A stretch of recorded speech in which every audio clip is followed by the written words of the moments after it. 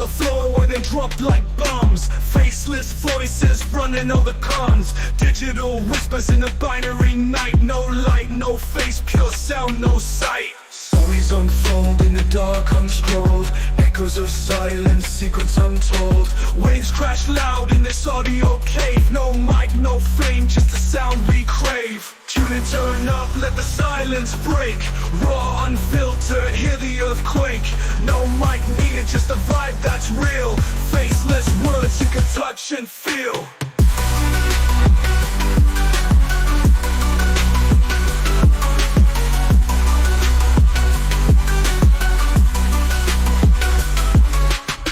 In shadows, voices untamed.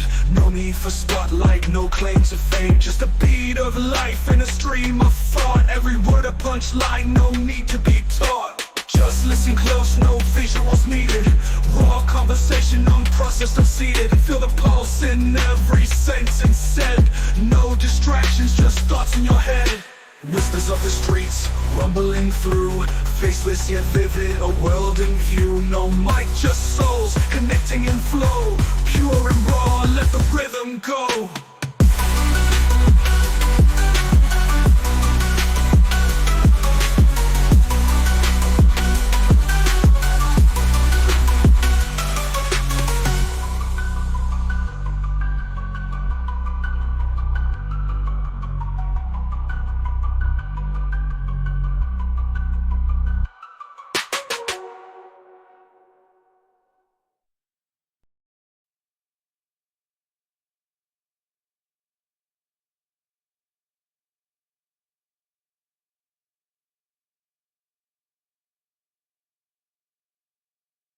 Thank you. What is this no mic podcast you speak of?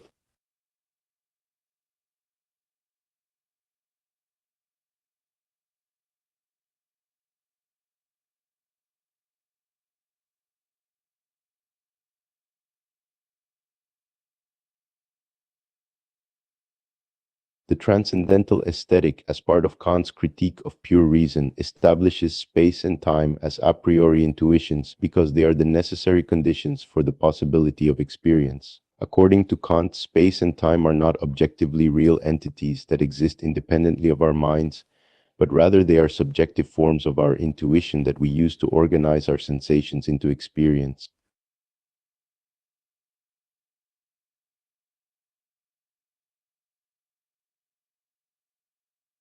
Kant argues that the categories, the a priori concepts of the understanding, are necessary for us to have any experience at all, because they are what allow us to make sense of our sensory data and organize it into meaningful experience. According to Kant, the categories are not just arbitrary concepts that we invent to make sense of the world, but rather they are grounded in the structure of our mind, and they are the conditions for the possibility of experience.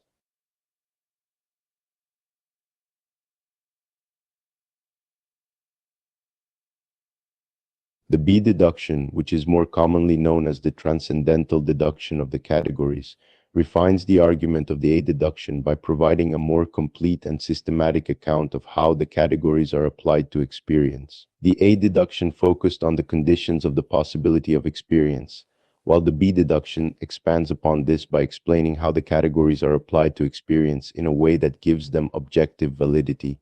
The B deduction argues that the categories are not only the conditions of the possibility of experience, but they also give rise to the concept of objects that persist through time.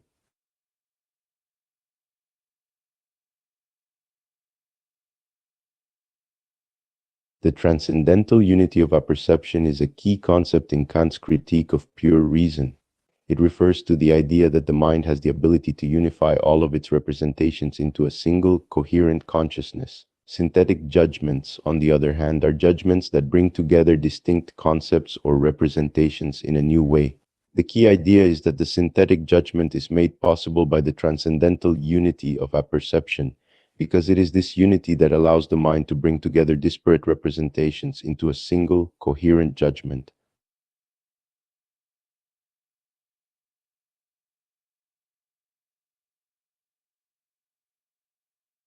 The schematism, as discussed in Kant's critique of pure reason, mediates between pure concepts and sensible intuitions by providing a way to apply the categories of the understanding to our sensory experiences. The categories are pure concepts that are abstract and general, while sensible intuitions are particular and concrete. The schematism is a set of rules that allows us to associate the categories with the sensible data of our experience, so that the categories can be applied to our experiences in a systematic and coherent way. This allows us to have knowledge that is not just abstract and general, but rather specific and applicable to the real world.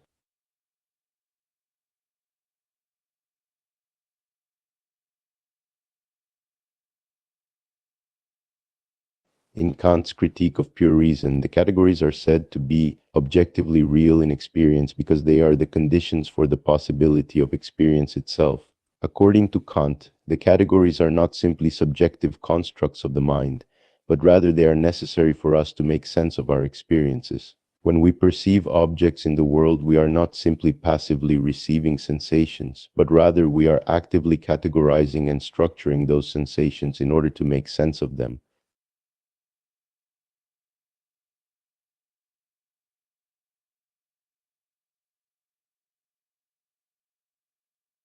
The distinction between phenomena and noumena, as proposed by Immanuel Kant, helps to avoid skepticism by providing a way to acknowledge the limits of our knowledge while still affirming that there is a reality that exists outside of our perception.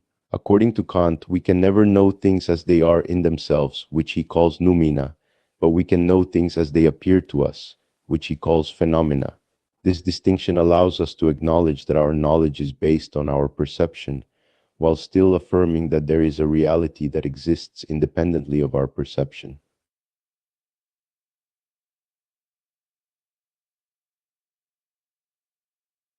The first analogy of experience, as described in Immanuel Kant's Critique of Pure Reason, establishes the principle that substance is permanent.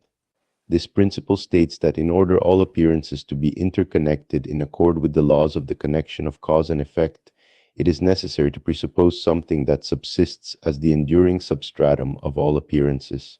In other words, the first analogy argues that in order for events to occur in a causally ordered manner, there must be a permanent substance that underlies all changing appearances and persists through time.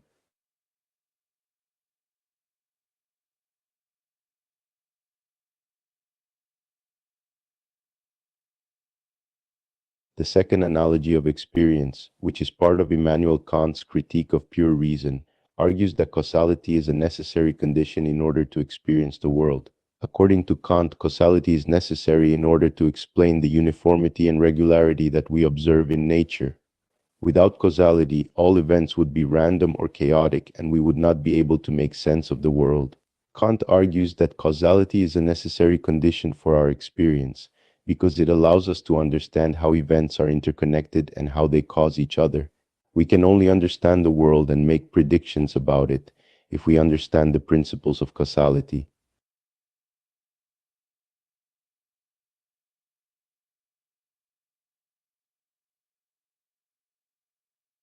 The third analogy of experience, as described in Immanuel Kant's Critique of Pure Reason, is concerned with the coexistence of substances. The third analogy establishes that there must be some relation of substances in space to one another in order for them to have a simultaneous existence. Kant argues that without this relation, substances would exist in isolation, and there would be no way for one substance to affect another. The third analogy establishes that space is a necessary condition for the coexistence of substances and for the possibility of causation between them.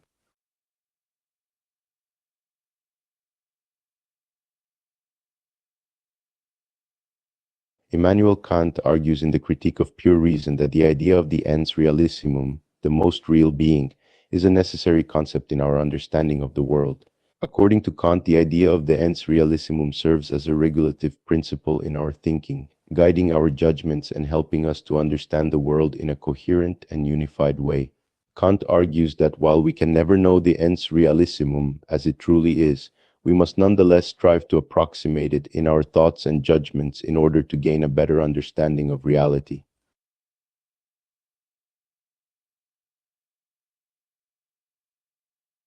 Immanuel Kant's paralogisms in the Critique of Pure Reason critique rational psychology's claims of the soul's indestructibility and its identity over time.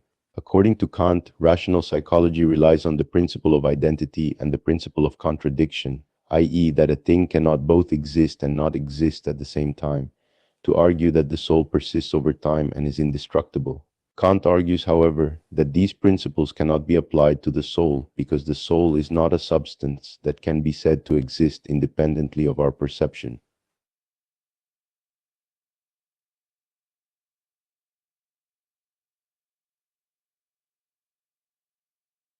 The refutation of idealism, as presented in Immanuel Kant's Critique of Pure Reason, establishes the reality of external objects by demonstrating that our experience of the world is based on the interaction with external objects. According to Kant, our perception of objects is not just a reflection of our own mental states, but rather a result of the interaction with those objects. By showing that our perceptions are caused by external objects, Kant argues that those objects must be real and exist independently of our perception of them.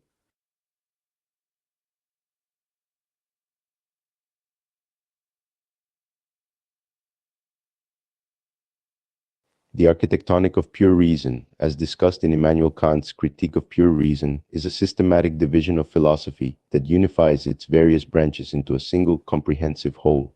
According to Kant, the architectonic of pure reason is divided into three main branches: mathematics, dynamics, and rational psychology. These branches correspond to the three main questions that reason asks. 1. What can I know? 2. What should I do? 3. What may I hope?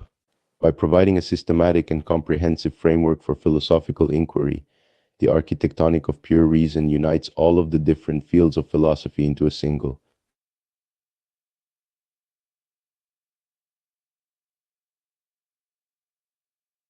unified whole and gives philosophers a common language and framework in which to pursue their inquiry.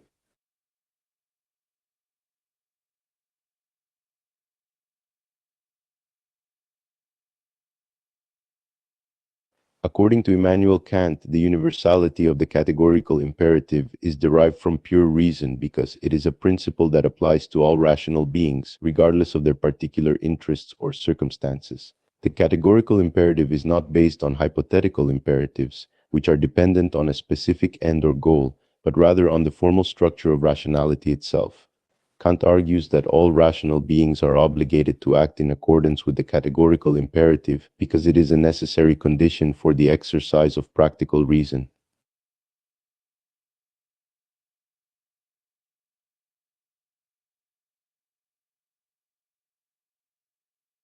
According to Immanuel Kant, the formula of humanity respects rational nature as an end because it requires that rational beings be treated as ends in themselves rather than as means to an end. In other words, the formula of humanity requires that we respect and treat others as rational beings with their own autonomy and agency, rather than just as objects to be used for our own purposes. This means that we must treat others as intrinsically valuable and worthy of respect, rather than just as instruments for achieving some external goal.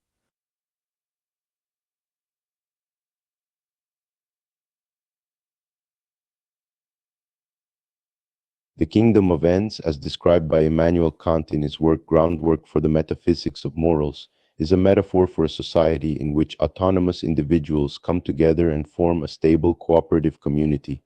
According to Kant, the kingdom of ends requires that each individual recognize and respect the autonomy of other individuals, and act in such a way that everyone's autonomy is preserved. This means that each individual must give up some of their own autonomy in order to ensure the autonomy of others, and to maintain the stability of the community as a whole.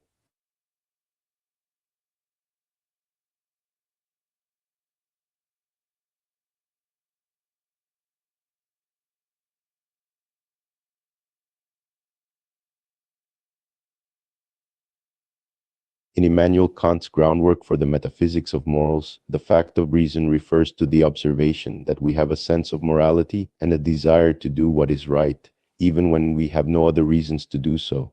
According to Kant, this sense of morality is not just a result of our upbringing or our environment, but is something that is inherent in human nature. The fact of reason, then, is sufficient for the validity of the moral law because it shows that the moral law is not merely a product of our interests or desires, but is a fundamental part of human nature.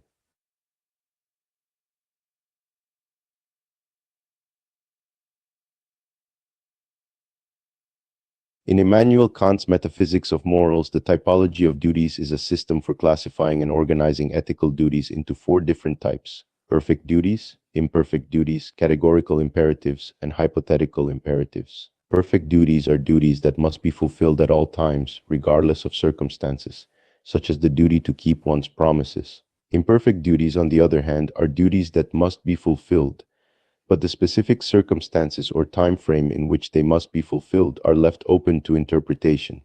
Categorical imperatives are duties that are based on pure reason and apply to all rational beings, regardless of their interests or circumstances. Hypothetical imperatives are duties that are based on individual interests or needs, and may vary depending on the specific situation. The typology of duties in the metaphysics of morals operates by providing a clear and systematic way to classify and organize the various duties that arise in ethical decision-making.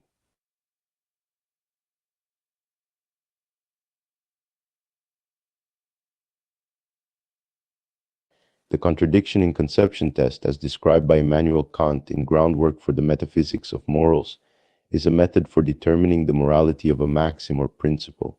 The test works by asking whether a maxim or principle would lead to a contradiction if it were universalized. If there is a contradiction, then the maxim or principle is immoral because it leads to a state of affairs that is inconceivable.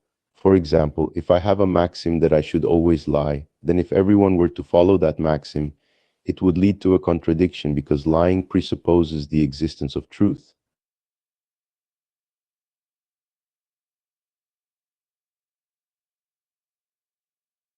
The contradiction in willing test, as described by Immanuel Kant in Groundwork for the Metaphysics of Morals, is a method for ensuring practical consistency in ethical decision-making.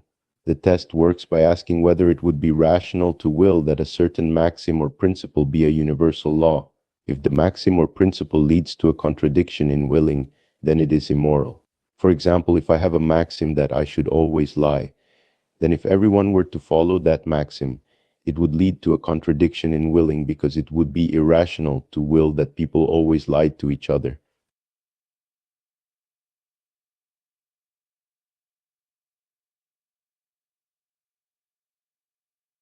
The concept of freedom as understood by Immanuel Kant does not necessarily contradict the notion of deterministic causality.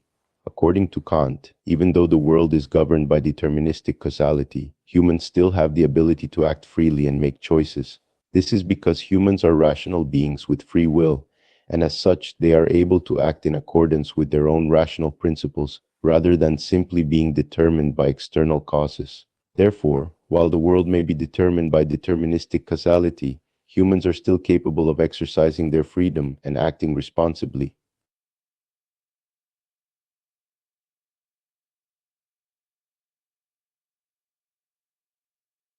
According to Kant, the free play of faculties, which refers to the harmonization of the imagination and the understanding, produces aesthetic pleasure in art. When the imagination and understanding are in harmony, they produce a state of free play in which we are able to appreciate the form and meaning of a work of art without being either bound by the strict rules of understanding or being carried away by the uncontrolled whims of the imagination.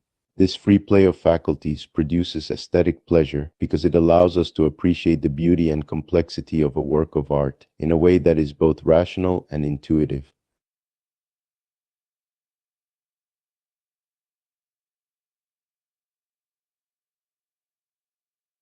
According to Kant, aesthetic judgments regarding taste are universally valid because they are based on subjective sensations that are commonly shared by all human beings.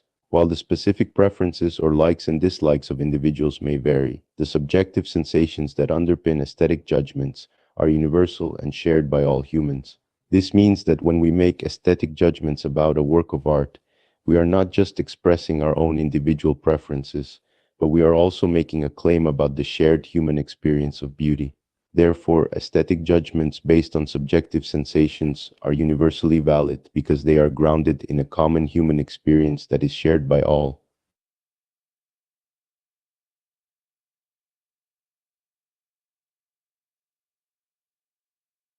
According to Kant, genius requires both originality and exemplary status because it refers to a person who possesses both the ability to create something new and unique and the ability to inspire and influence others through their work.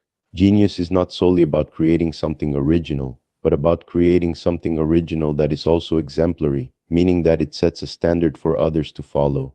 A person with genius is not just someone who creates something unique, but also someone who has the ability to shape the direction of a field or discipline through their work.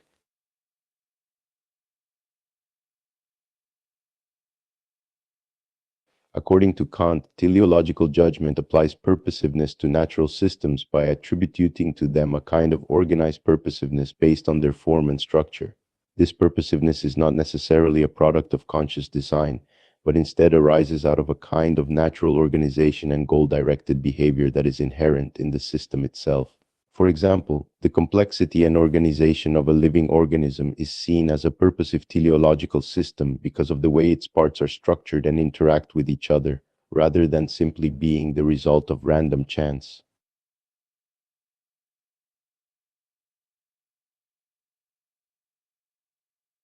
According to Kant, the critique of teleological judgment avoids anthropomorphism by recognizing that the purposiveness attributed to natural systems is not necessarily the result of conscious design or intentional agency. Instead, the purposiveness of natural systems is seen as a kind of natural organization and goal-directed behavior that arises out of the nature of the system itself, rather than being imposed upon it by an external agent. This avoids anthropomorphism because it recognizes that the teleological properties of natural systems are not the result of human-like intentions or motivations.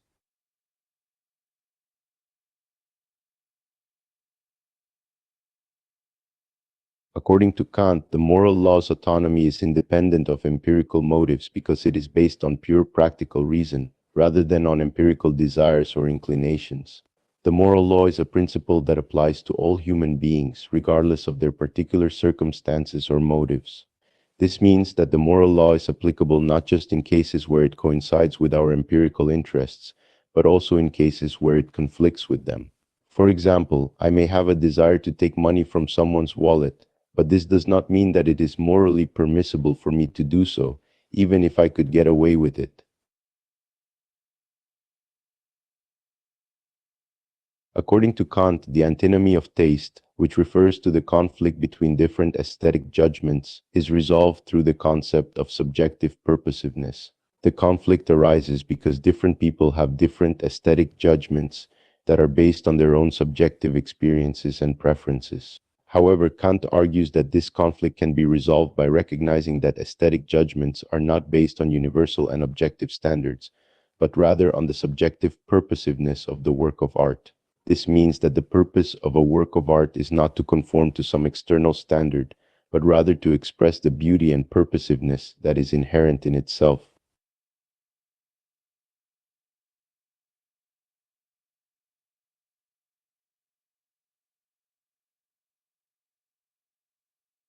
According to Kant, the transcendental dialectic exposes reason's overreach by demonstrating that reason tends to assume that it can provide solutions to all questions it encounters, even those that lie beyond its capacity to comprehend.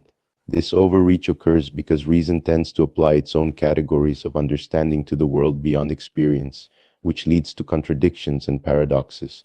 The transcendental dialectic therefore serves to restrain reason and remind it of the limits of its own powers.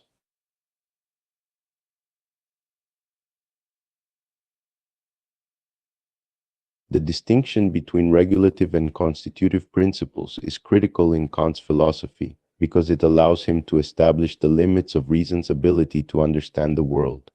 Constitutive principles refer to concepts or rules that are necessary for the possibility of experience, while regulative principles are merely guiding assumptions or hypotheses that are used to organize and unify our experience, but do not necessarily correspond to reality. The distinction between these two types of principles is important because it helps to avoid the pitfalls of dogmatism and transcendental idealism.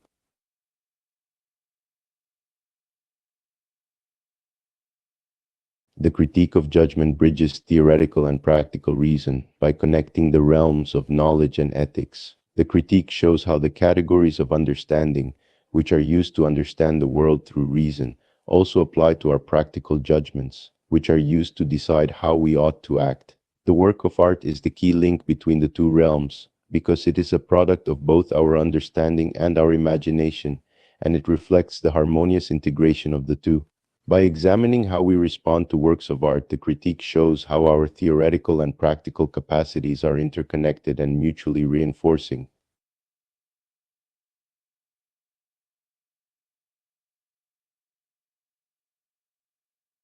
The systematic unity of reason is necessary for scientific inquiry because it allows us to organize our knowledge and understanding in a systematic and coherent manner, rather than having a chaotic and disorganized jumble of facts and observations. According to Kant, the categories of the understanding provide the framework for this systematic unity, allowing us to group similar concepts together and draw connections between them.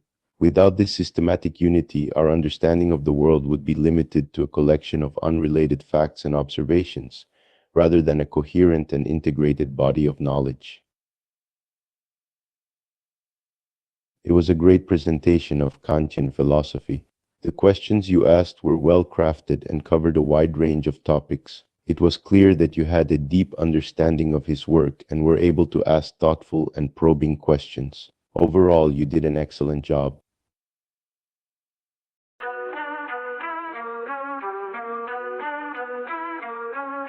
Mics on the floor where they drop like bombs. Faceless voices running all the cons. Digital whispers in a binary night. No light, no face, pure sound, no sight. Stories unfold in the dark unscrolled. Echoes of silence, secrets untold. Waves crash loud in this audio cave. No light, no fame, just the sound we crave. Tune in, turn up, let the silence break.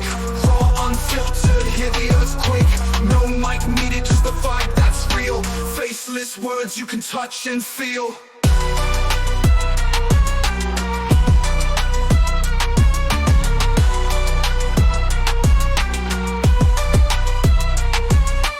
Hidden in shadows, voices untamed. No need for spotlight, no claim to fame. Just a beat of life in a stream of thought. Every word a punchline, no need to be taught. Just listen close, no visuals needed. Raw conversation, unprocessed, unseated. Feel the pulse in every sentence said. No distractions, just thoughts in your head. Whispers of the streets, rumbling through. Faceless yet vivid, a world in view. No mic, just souls, connecting in flow. Pure and raw, let the rhythm go. Pure and raw.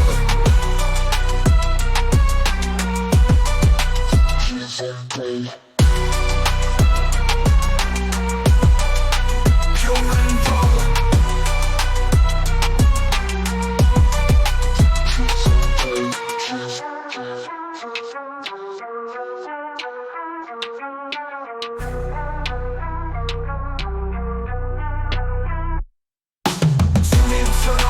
Silence break, raw, unfiltered, hear the earthquake.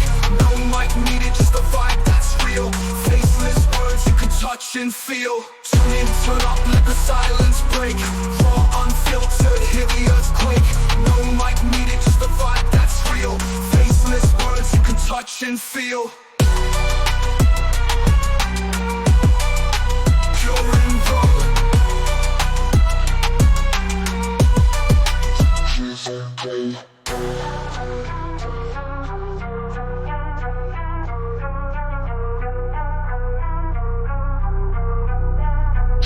Okay.